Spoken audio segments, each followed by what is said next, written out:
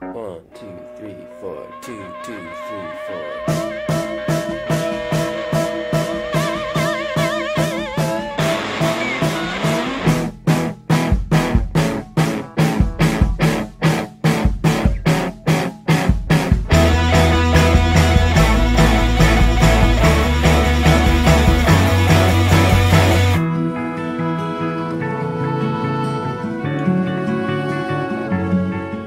I grew up not really watching any televangelists. Truthfully, it was kind of like the freaky televangelist you'd see on TV with the big hair and the big eyeshadow and all that kind of stuff. So I think growing up for me was kind of like, it's just a weird thing. Growing up, I never really watched a whole lot of televangelists on television. When I was growing up, I was not interested in that type of programming. Televangelist, spooky and scary, to be honest with you.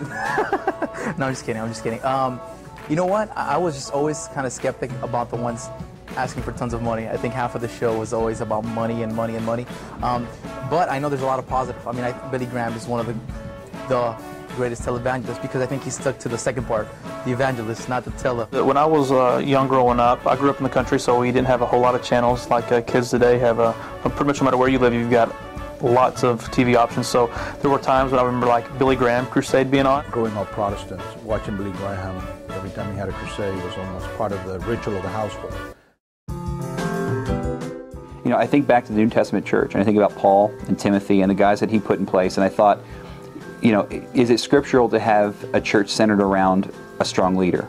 You know, and I really believe in my heart, all the research that I've done says that it absolutely is scriptural, and it's the way God works. When you look at churches, I think across the nation, and seeing which churches are being successful and which ones are not, a lot depends on who that lead pastor is. Troy's a visionary. You know, Troy's somebody who I don't always understand what we're doing. And the good part is I don't have to, because I trust that God's giving Troy where we need to go. The reason we are doing the technology that we're doing, the reason we do the teachings, the reason our services are designed the way they are is because of that's his vision on how we want to portray that. And so he's the one leading the charge on that. He's the one that says, hey gang, here's the deal, this is what I want to accomplish. To me, it's just, there is no stopping media and the church's integration with it. I think any church that doesn't integrate with media, or at least try to discover if they can be more effective, is really missing out on a tool. The most popular thing that Flamingo's doing right now is our television show. Television puts us in a place, before we ever put a campus there. Our internet campus is already there. Yeah, we're using lots of different media. We're trying to kind of look and see what's happening out there in the world of technology and trying to say, okay, how can we use this technology to make a kingdom difference?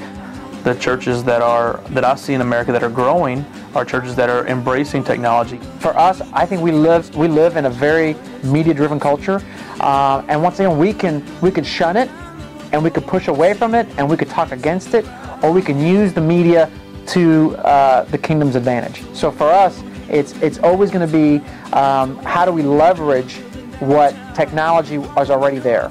We're not trying to reinvent the wheel. We're not trying to come up with something new, but we do want to use whatever media is available to further the kingdom. So, we're going to be very media. It's just the way we're wired. We're very multimedia driven. I think for too long, churches have done a good job at boring people. We live in a culture where entertainment is valued.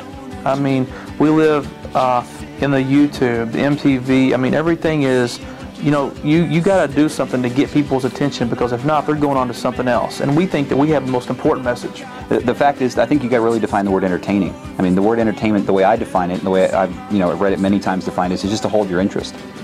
I don't think it's necessarily entertaining means ha-ha and fun and watering things down just to amuse somebody. I think it's just to hold interest.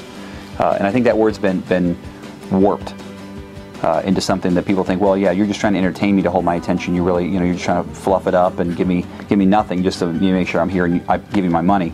Unfortunately, that's the that's the popular idea, a popular thought. But no, I think I think it's our duty to entertain.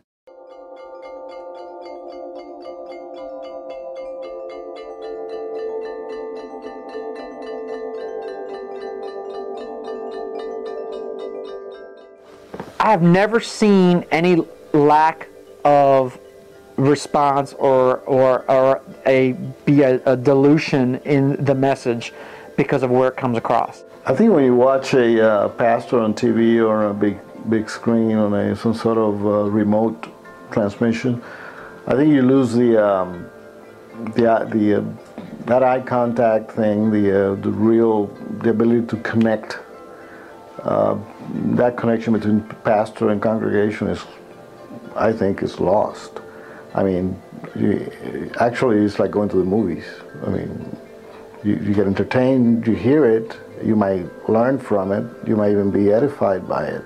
But I think that spirit of community or relationship or just engaging, that engagement is not there.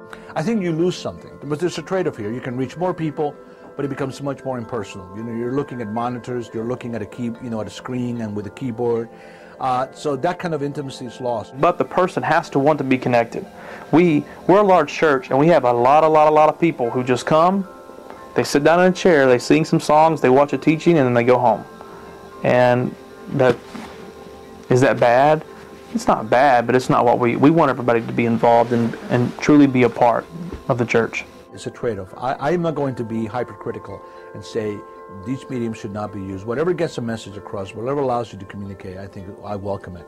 But the danger is, as these productions become mega productions, as these churches become mega churches, as the fact that so many people can fit into these huge, gigantic buildings that you have to put up a screen because nobody can see you, the danger of becoming so impersonal and so distant, where you cannot even talk to these guys because you have all these buffers between you and them, it creates the danger of deification on their part, and the danger of the fact that we cannot be reached or reach them when we need to reach them.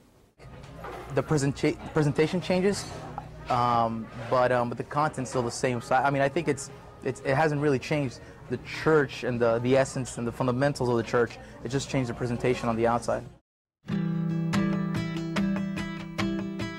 The church has got to be where people are. So I don't see, I think that's the only change. I think it's culture that affects the church. You know, and if the church stays behind, then it's not going to be relevant to what's going on in the world. But I think it's inevitable. I really feel that as the new technologies come into the picture, I think the church has no choice but to adapt them and use them. It's going to be easier to participate, but I don't know whether we're going to be building people with the right structure, spiritually speaking, because of that. I think the spiritual growth demands a lot more participation of the actual reading of the Word and praying and congregating. And I think independently, people are not going to be as strong as they should be in the spiritual sense. And I think that may be a problem. If churches cannot manifest, churches cannot make possible that kind of intimate relationship with God, and all they can do is attract attention to themselves, then I think you have a major problem. I think that the church has the greatest message to tell, which is Jesus Christ, because, man, Savior who died on the cross, and everybody knows, and we do such a poor job at telling it that I do believe there should be that aspect that should be engaging and entertaining for the person, that instead of flocking elsewhere with the flashy lights, no, flock here, we have the message to tell. Jesus always used parables to explain something.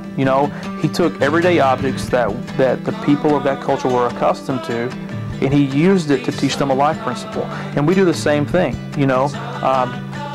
Are we going to get down and draw in the dirt?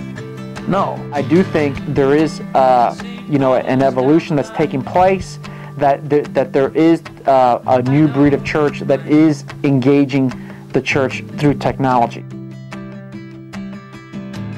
I would say, is Christianity in danger of disappearing in some sense, of getting diluted by these mediums? Media? Yes. But the media, don't blame the media. The media is just a tool that people use for good or ill. And what I see, it's a mixed bag.